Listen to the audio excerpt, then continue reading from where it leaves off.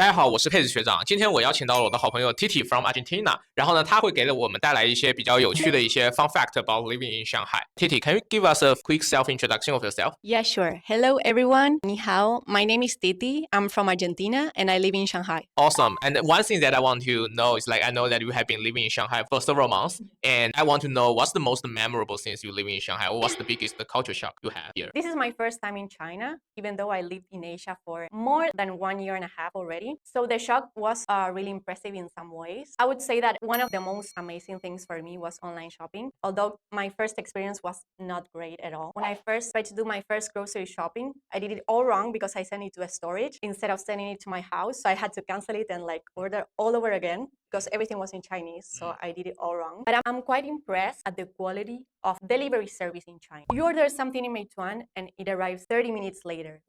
That doesn't happen in my country at all. If you order from the supermarket, it arrives several hours later, or even 1 day after, or 2 days after, or 3. So that's really, really impressive. Even at 12 p.m., Yeah, I think what Titi said about delivery, right, online shopping, I mean, it's one of the most important factors why I go back to China. Because while living in US, maybe after 8 p.m., you cannot order anything. And when you want food or want some accessories all the medicines, unless you get it tomorrow. But in China, when you want to order some medicines, you order any accessory like battery or anything necessary.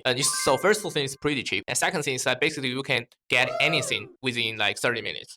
And that's impressive. And that you improve your life quality. The second thing I was really impressed about was cashless life.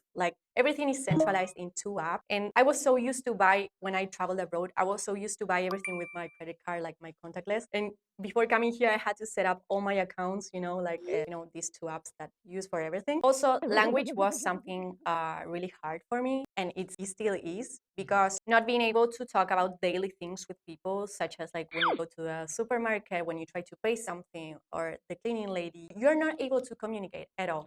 So I mostly use Weixin, and I write and then I translate, that's my main app, or I use, other translators. But at this point, I'm kind of used to it, but it's still difficult.